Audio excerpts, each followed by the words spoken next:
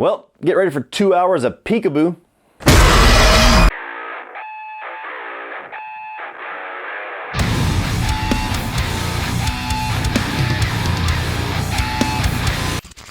What is going on, guys, and welcome to my review of the latest addition to the Conjuring Universe, the Nun II. And to set the stage completely, I was not a fan of the first Nun whatsoever. In fact, that movie probably competes for my least favorite of this universe. But with that being said, aside from the two James Wan-directed Conjuring films and maybe Annabelle Creation, I could pretty much take or leave every movie in this universe. So to me, while the character of Valak, just the physical image of Valak, is a very creepy entity and there was a lot of potential to do something interesting there, the first film essentially became like a little funhouse ride where you're locked in and you're just going through these dark corridors and things jump out at you. It's just a practice in generic studio jump scares. And when they announced the second film, I at least had hope that, okay, pretty much everybody agreed on the issues of the first film.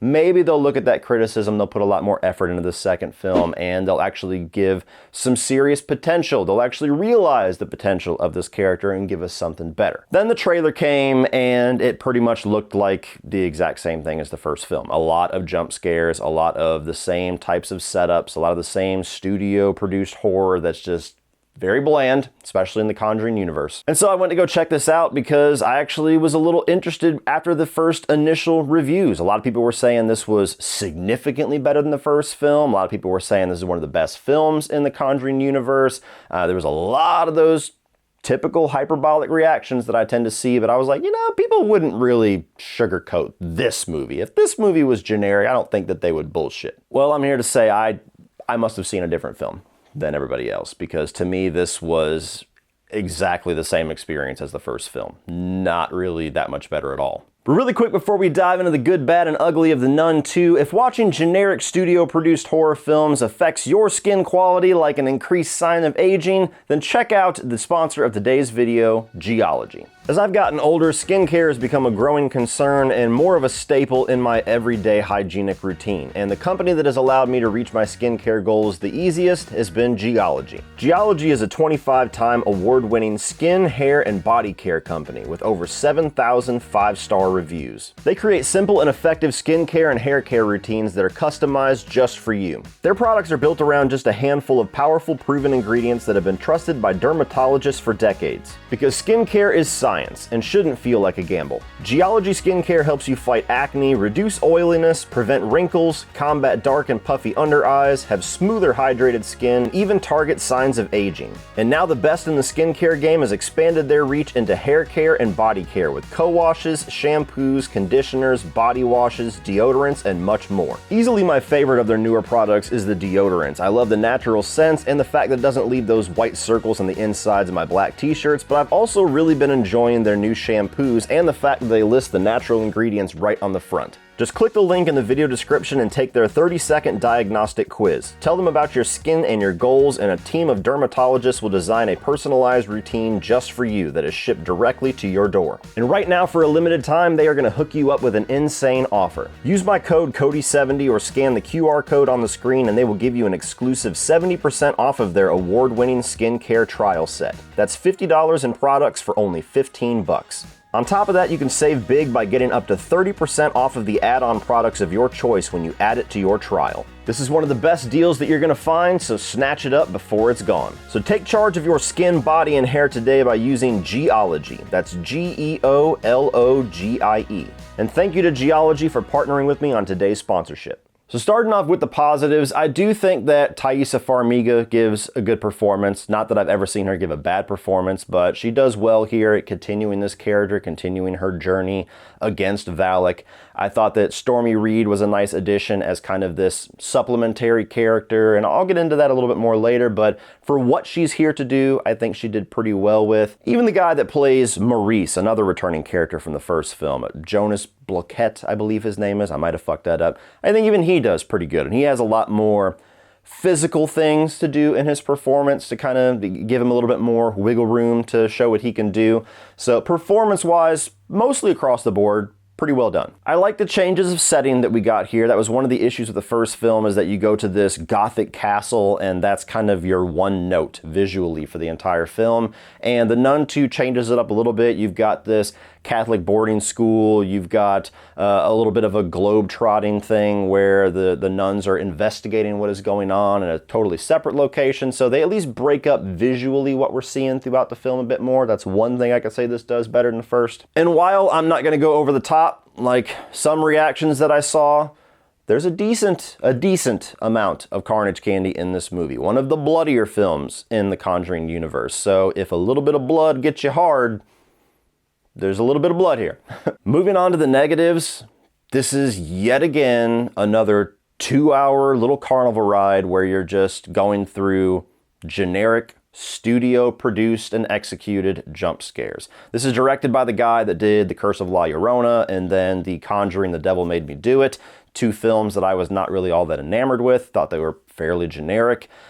Maybe this is a little bit better as far as showing what he can do as a director, but it's not a gigantic step forward by any means.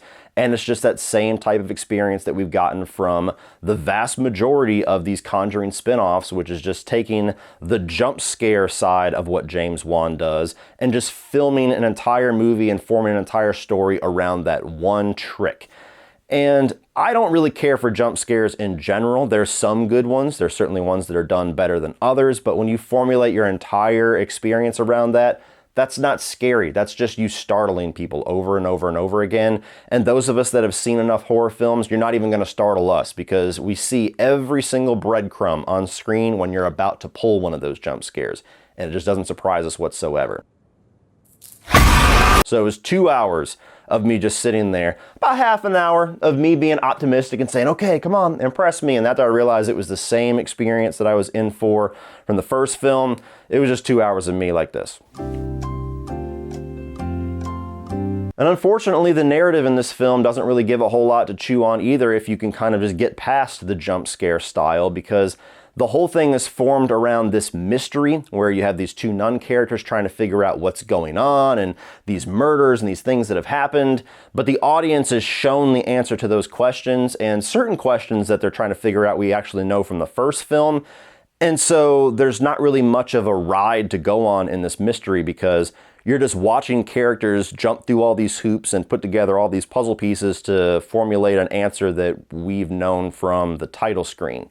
And so even that side of things was incredibly boring because you just know where everything is heading, and the only part of the movie that you had to look forward to is the eventual showdown. I also felt the Stormy Reed character was highly underutilized here. That was one of the more prevalent things that I saw in a lot of early reactions, was like, Stormy Reed is the standout. She's a great addition to this franchise. She's amazing. She's barely in the fucking movie. Like, they give her almost nothing to do. She's just there as kind of the sidekick to Taissa Farmiga, who has the vast majority of the lines and the screen time and the storyline. So what movie did you see? What cut did you see? Because it wasn't the one that I saw. She's a great actress. She's done a lot of really good things over the past year with The Last of Us. She was in Missing that I enjoyed quite a bit. And here, I just felt like the movie highly underutilized her. Anybody could have played that role. And finally, there's attempts in this movie to do some work in the lore department as far as the entity of Valak or the Nun and these MacGuffin items that Valak is trying to get and the nuns are trying to beat the entity to, and how that all works together. And it was extremely flimsy. Like, there was barely any attempt in the first place to really do anything in that regard. It was just kind of mentioned. And if you do get intrigued, like, okay, let me learn a little bit more about Valak. Let me learn about oh, you say they might have been an angel at one point? Explore that. No, they just mention it just to fill the time, I guess. And so even that side of the narrative is just like, guys,